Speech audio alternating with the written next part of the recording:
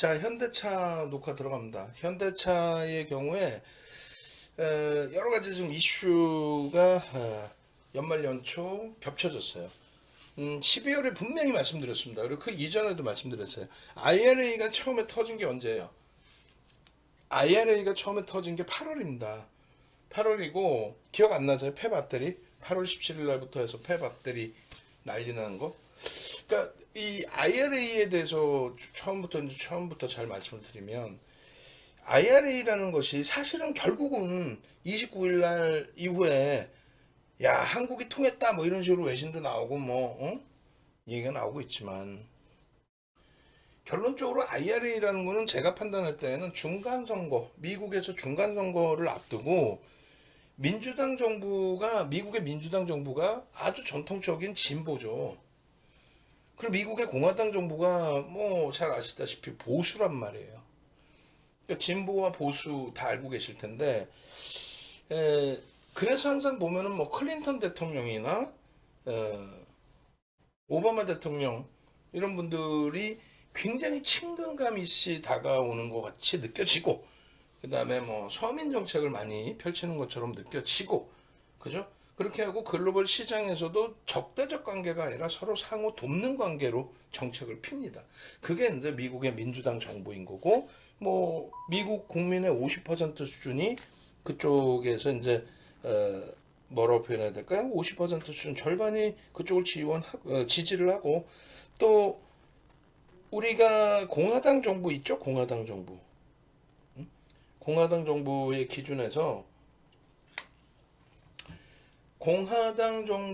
기준에서 아버지 부시, 아들 부시, 그다음 트럼프 대통령 이런 분들은 굉장히 공화당이 보수잖아요. 그러니까 다 덤벼. 이것들이 까불고 있어. 야 중국 때문에 우리가 맨날 무역 적자나고 이거 그냥 막 그냥 이런 그 분위기를 조성을 해요. 그래서 그것에 맞는 표를 얻기 위한 거죠. 그러니까 이제 정치 쇼라고도 할 수 있어요. 그러니까 트럼프 대통령이 미국의 국민의 절반이 지지를 해서 당선되신 분이고, 이번에 뭐 대통령이 안 됐지만은 결국은 그래도 절반 가까운 절반의 지지를 받은 거잖아요. 그리고 또 대선 또 나오겠다고 준비를 하는데, 우리나라에서 진짜 잘못된 사람들이 누구냐면은 케이블 TV에도 방송 나와서 뭐 예를 든다면 트럼프 대통령이 미쳤다, 미친 사람이다, 그렇게 얘기하는 사람이 정신 나간 거지. 트럼프 대통령을 찍은 미국 국민들이 이상한 분들이 아니잖아요. 응? 뭐 행태가 좀 뭐 괴기스럽다 그것도 아니에요. 트럼프 대통령이 민주당 쪽에 이렇게 활동을 하고 있다가 도저히 거기서는 이제 뭐 강력한 오바마 후보도 있고, 그 당시 기준에 뭐 힐러리 여사도 계시고 뭐 그러다 보니까 공화당으로 가서 다 장악해버린 거죠. 하여간에 뭐 얘기가 이상하게 돌아갔는데 굉장히 중요한 얘기라서 그렇습니다. 그 기준점에서 IRA를 미국의 민주당이 중간 선거를 앞두고 강행을 합니다. 그리고 이제 민주당 의원들이 더 강하게 어필을 해요. 우리가 진보지만 보수의 성향이 있어. 중국 가만히 안 둘 거야. 중국에 협조하는 국가들 가만히 안 둘 거고, 중국산 원자재를 쓰는 업체들도 가만히 안 둘 거고, 또 우리나라에서 미국에서 생산되지 않은 차량들에 대한 보조금도 우리는 삭감할 거야. 뭐 이런 식으로. 그리고 보수표를 나한테 주세요. 뭐 이런 식으로. 근데 그건 정치 쇼라고 그랬잖아요. 여러분들 잘 생각해 보시면은 뭐 미국하고 중국하고 뭐 맨날 싸우는 것 같고, 뭐 화폐 전쟁 얘기 나오는 것 같고 엄청나잖아요. 근데 그렇지 않단 말이죠. 얼마 전에도 바이든 대통령과 뭐 후진타오 주석이 악수하는데 뭐 10초 이상 악수했다. 그런 게 뭐 가십거리긴 하죠. 내용이 나왔는데, 미국의 기준은 우리가 달러를 찍어서 먹고 산다고 표현을 하지만 실질적으로 채권을 찍어서 먹고 살고 있는 거고, 미국의 기준은. 그리고 채권을 찍어서 먹고 사는데 미국의 기준이, 채권을 찍어서 미국이 먹고 사는데 그 채권을 사주는 국가가 중국, 사우디, 일본, 우리나라. 거기에 어찌 보면 뜬금없을 수 있는 스위스. 그게 뭐냐면 세계 10위 안에 들어와 있는 외환 보유 잔고 최상위 국가들이에요. 어? 외환장고, 그러니까 채권 투자 이런 금액으로 외환장고가 커진. 그리고 뭐 우리나라, 또 대만, 응? 신기하죠. 그러니까 미국의 우선 밑에 있다라는 표현하는 국가들과 함께 굉장히 뭐라 그럴까 중국하고는 뭔가 진짜 큰 뭐 전쟁이 일어날 것처럼 표현을 하지만 결국 그렇지 않다는 거죠. 그러니까 IRA도 결국은 그렇지 않다. 그래서 미국의 중간선거 앞두고 엄청난 강세, 달러 강세. 예? 달러 강세는 왜 일어났어요? 미국이 소비의 그러니까 GDP의 70%가 소비인데 그러니까 인플레이션이 가파르게 올라왔잖아요. 그 인플레이션이 가파르게 올라오는 그런 과정 속에서 응? GDP의 70%가 소비인데 소비자 물가 지수가 올라가는 과정에서 이 제품까지 계속 올라가 버리면 문제가 되죠. 그러니까 수입 물가가 올라가면 안 된단 말이에요. 중국에서 빵 하나 100원 주고 사오던 거를 지금 인플레이션 심해 죽겠는데 150원에 또 얘네 것도 사와야 돼. 여태까지 100원에 사왔는데. 그러면 안 된다는 거죠. 그래서 굉장한 강달러로 가버리는 거예요. 근데 그 강달러를 누가 인정해줘요? 어? 유럽이 인정해줄까? 미국의 강달러를? 그렇지 않단 말이에요. 말 그대로 뭐 환율 전쟁하자는 것도 아니고. 결국은 미국의 미국 달러 인덱스 6개 통화에 대한 가치평가 그 부분이 유로화 그다음에 엔화 파운드와 캐나다 달러 스위스 프랑 그리고 하나가 제가 맨날 헷갈리는데 그게 뭐 덴마크인지 뭐 그쪽 동네인데 어찌됐건 GDP 비중으로 이제 비율을 준단 말이죠. 똑같이 6대1이 아니라 그런 상황 속에서 만만한 이제 일본 대비해서 달러가 강세를 띠거나 약세를 띠는 겁니다. 그러니까 이번 기준은 뭐예요? 초강세를 띄었죠. 왜? 수입 물가를 안정적으로 잡기 위해서. 그런 맥락에서 보셔야 된단 말이에요. 응? 딱 중간선거 끝나자마자 바로 환율 곤두박질 치죠. 응? 달러 강세 기조에서 여전히 뭐 강세 103까지 형성돼 있지만 굉장히 안정화되고 있죠. 우리나라 원화도 똑같죠. 응? 굉장한 약세에서 우리나라만 약세를 띈 게 아니라 파운드와 유로화가 다 약세를 띱니다. 달러 대비. 근데 일본이 이제 그 약세에서도 1.5배에서 2배 정도의 약세. 응? 그리고 그 중간선거 끝나고 다시 달러의 약세, 엔화의 강세. 그런 수순인 것처럼 미국의 IRA를 진행하면서 원자재를 중국산 원자재를 쓰지 못하게 한 기준 그 부분도 슬슬 조금씩 풀리고 있고 그리고 자동차 같은 경우에는 72개 품목의 자동차에서 갑자기 보조금 안 준대요. 응? 자기네 나라에 생산 안 한 거는. 그래서 그 라인을 갖고 있는 닛산하고 벤츠사 빼고 나면은 토요타든 혼다든 폭스바겐이든 이런 회사들은 우리나라랑 똑같이 보조금을 못 받는 거예요. 똑같이. 그게 8월에 오픈됐다고. 근데 똑같이 못 받으니까 재료 악재도 아니었고 주가도 멀쩡했단 말이죠. 근데 어느 날 갑자기 우리나라에서 정치권에서 나서서 이따구로 수모를 겪고 있으면 되냐. 우리나라는 지원해 주면서 어쩌고저쩌고 이거 뭐 장난친 거 아니냐. 와가지고 정의선 회장 어깨 툭툭 때리고 가더니 이게 뭔 짓이냐 이게. 이렇게 된 거죠. 근데 미국 쪽에서 중간선거 끝나자마자 나오는 내용이 뭐예요? 연말 안으로 추가적인 방안에 대해서 제시하겠다라는 뉘앙스를 줍니다. 그리고 결국은 그 뉘앙스가 먹혀요. 진짜 그 보도자료도 다른 걸 또 보셔야 돼요. 어떤 걸 보셔야 되냐면 오히려 현대차가 똥줄 탔나 뭐 이런 식의 표현도 나와요. 뭐냐면 야 이렇게 하면 알라바마인가요? 알라바마? 공장 증설 안 해. 못 해먹겠어. 야 우리가 그렇게까지 한다는데 니들이 우리한테 이렇게 돼? 나 안 할래. 나 공장 안 줘 거기다가. 그게 언제 나온 얘기입니까? 12월 중순에 나온 얘기죠. 그럼 실질적으로 그렇게 할 수 있어요? 닦아놓고 얘기하고 우리나라 기업들이 미국뿐만 아니라 중국에서도 야 다 덤벼 확 그냥 막 그냥 안 하고 말 거야 이렇게 되나요? 그게 말도 안 되는 소리잖아. 그런 쇼에 왜 당하고 계시냐 이거야. 그 쇼란 말이에요. 근데 그 명분을 주는 거죠. 어떤 명분? 바로 지금 연말 연초에 나온 보도자료가 뭐예요? 보도자료가 기아 현대차 그룹의 강경책이 먹혔나? 뭐 이렇게 나오죠. 그 유예를 해줍니다. 상업용 차량에 대해서는 전기차 보조금을 주겠다.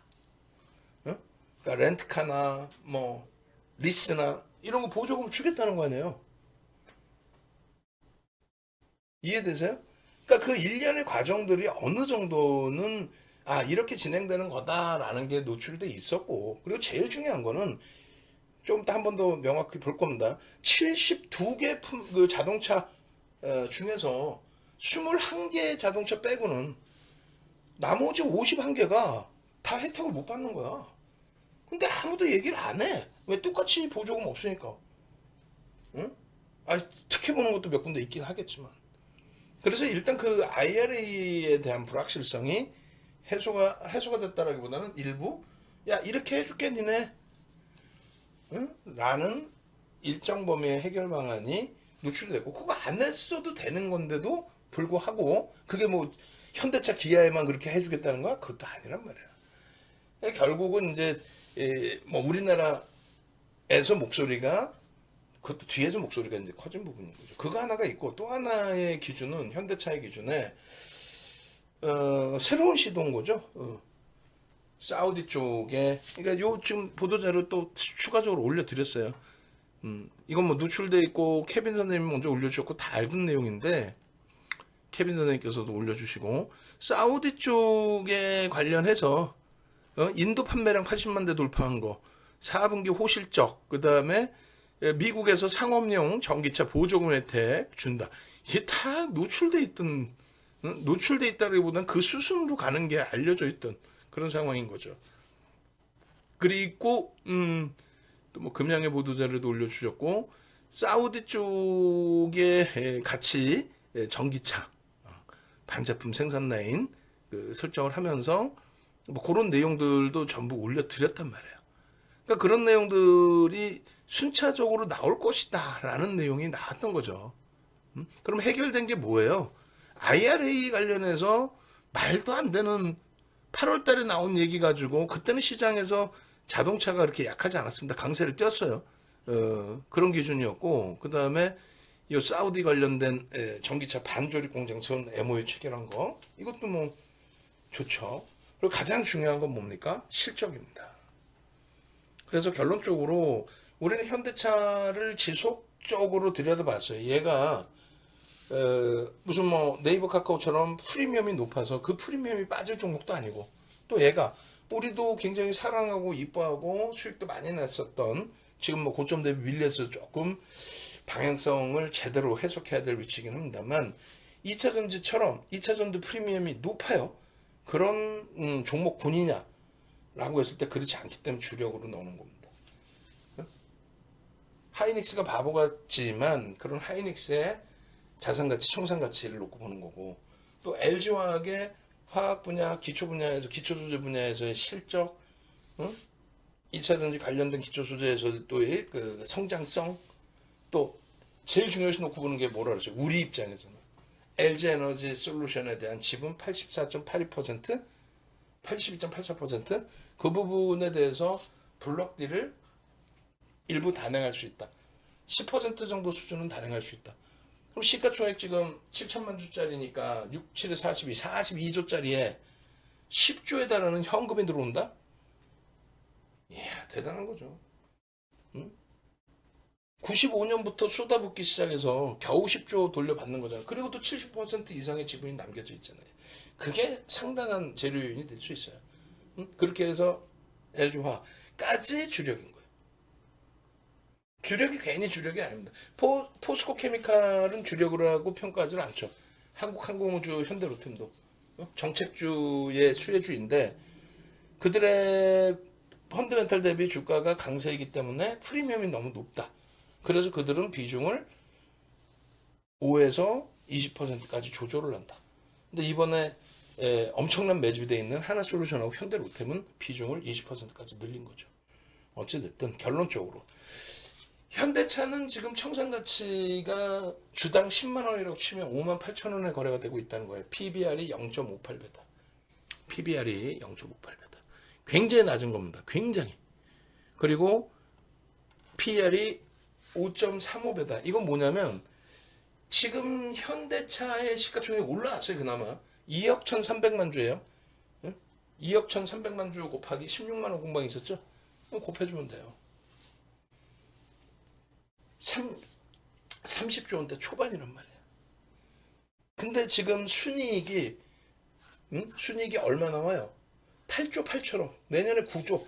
내후년에 9조 5천억. 거의 10조가 남아요.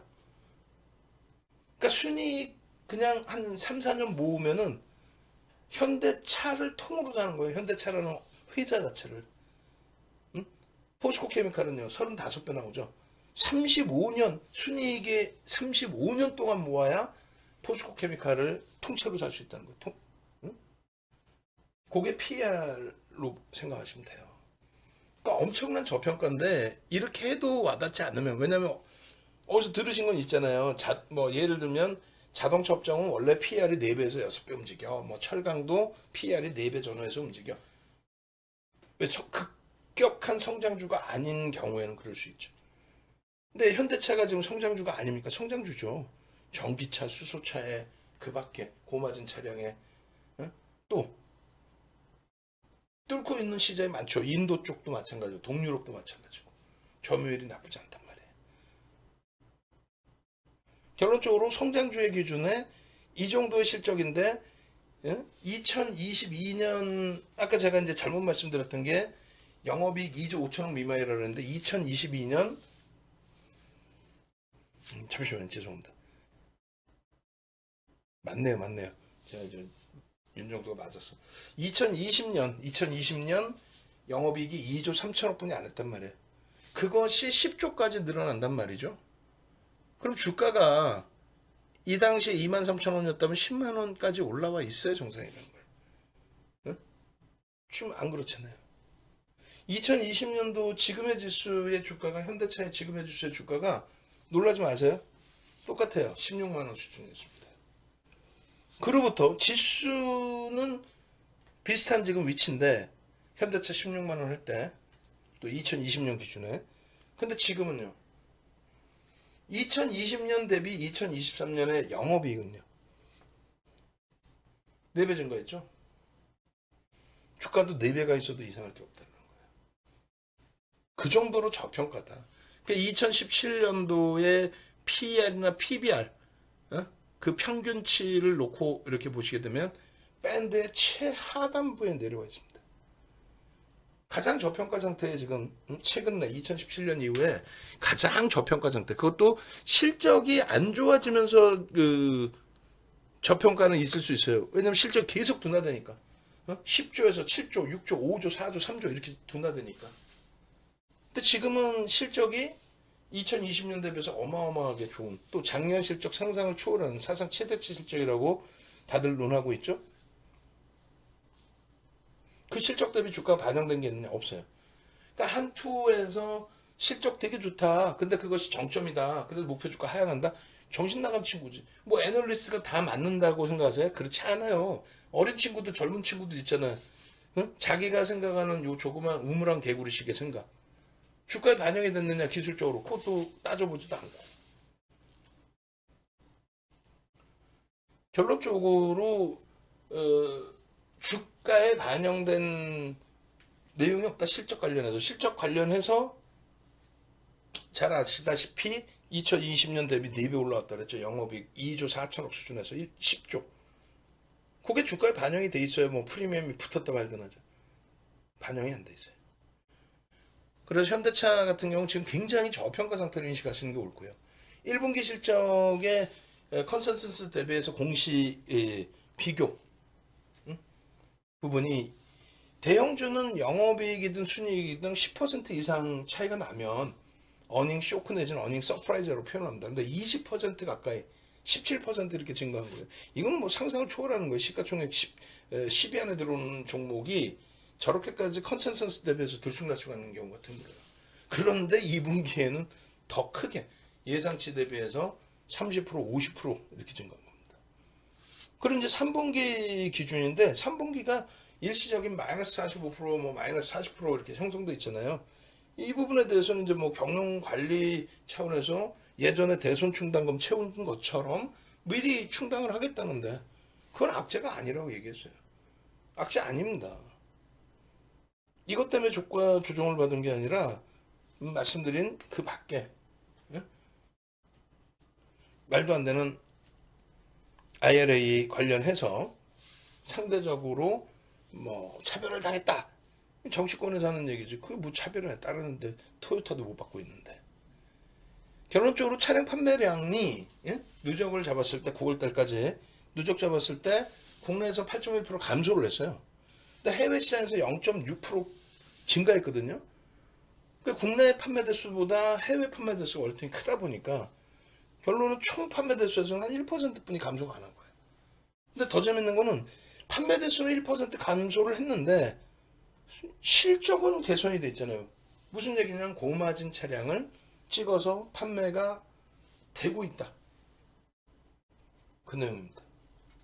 4분기 영업이익도 컨센서스보다 11% 그러면 어닝 서프라이즈. 그런 흐름이 나올 것이다. 그리고 여기 잘 보시면 이미 8월 18일 날 여러분들이 걱정을 하시기 때문에 이렇게 72개 차종에서 세액을 공제받을 수 있었는데 72개 차종이 그 중에서 법안 시행 이후에 21개 종 순수한 전기차만 따졌을 때는 15개 종만 혜택을 받는다 이거예요. 근데 나머지 닛산하고 메르세데스 벤츠를 빼고 나면은 포르쉐든 토요타든 뭐 혼다든 보정받는 업체가 없어요. 그러니까 다 같이 안 받는단 말이야. 얘만 조정을 받을 내용이 아니고. 결론적으로 IRA 우려 상황이라고 했는데 저 뭐라 그랬어요? 아이 야 공장 안 져. 진짜 안 지을 수 있어? 큰일 날 소리 하고 있어. 기업과 미국과의 관계 자체가 아니잖아요 그거는. 결론적으로 이제 사우디 전기차 아까 말씀드린 내용이라든가 그리고 판매 호조에 대한 내용이라든가 그리고